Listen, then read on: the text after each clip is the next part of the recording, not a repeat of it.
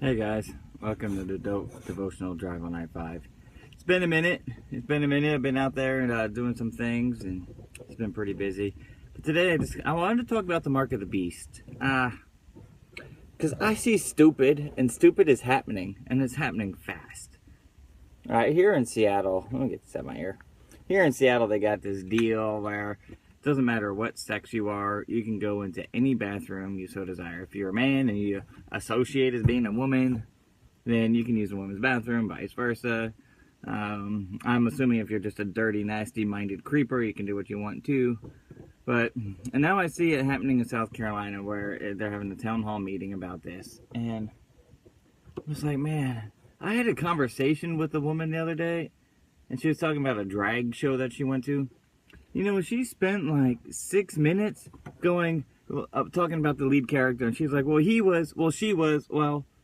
was a transvent. I don't know if she was transgender or he was transgender or if he was a transvestite, and she just kept going on and on.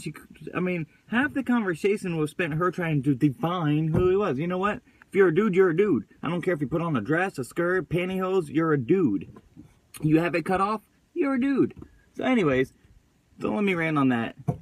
I want to get to the mark. See, in Revelation 12, we see how a dragon was waiting at the feet of a woman to devour her child.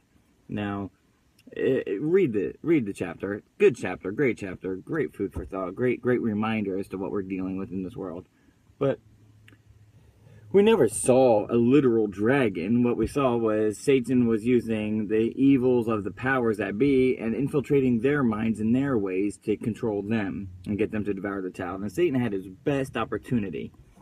See, Satan can't lay a finger on you physically. So he was using, manipulation, deceit, greed, power, all that stuff through the governments and the powers that be, and through individuals as well, to try to kill Jesus. And then we see in the Jesus event that Jesus was, born, did his work, was crucified, resurrected. And we call that the Jesus event. And it's at that time that Satan was kicked out, along with a third of the stars or a third of the angels, out of the sky, and plopped right down here on earth.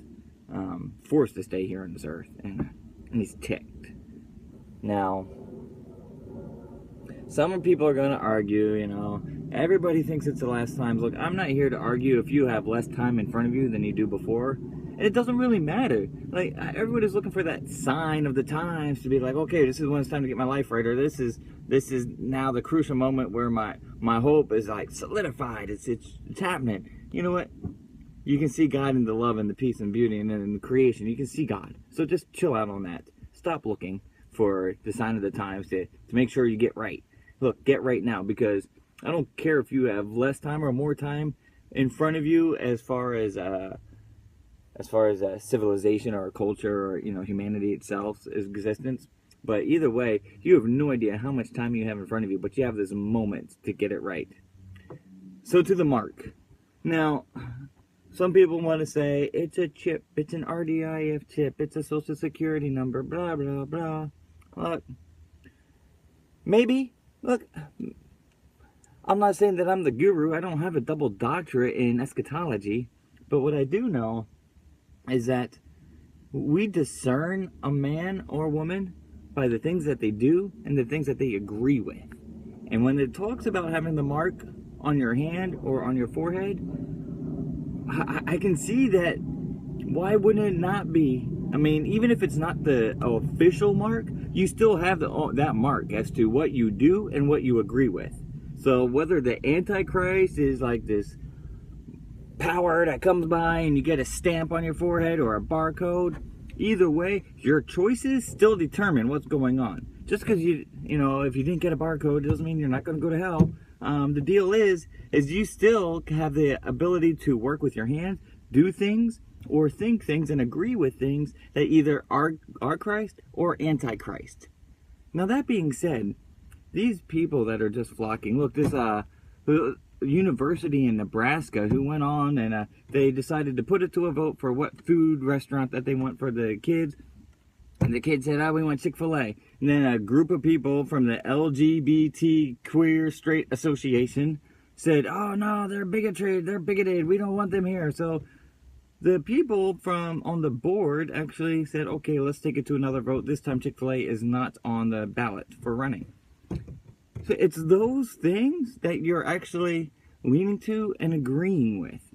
So when we start agreeing with this ideology that's just sweeping the nation of you can do whatever you want to do and there's no ultimate right. In fact, the ultimate right is anything but the real right. It's like you can make up and define your own good anymore.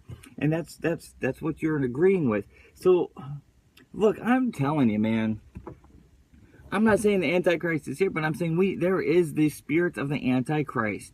It's happening, and people are just falling in agreement with it. And you see them being ripped out of the churches because they disagree if a church stance is saying, hey, we think that being gay is wrong. Look, I'm not saying, I don't care if you think you're born gay or you're not born gay.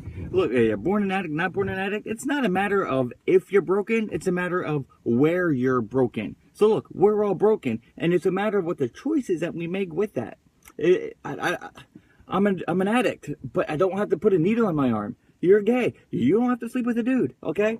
Let's just look at the natural facts of life, stop agreeing with the spirit of the Antichrist that is sweeping the government, sweeping the powers that be, sweeping our leaders, and then sweeping the low information voters because it feels good. Look. Eternity is in the balance. Heaven or hell. Where your soul goes. Where you spend. I, for one, choose Jesus Christ.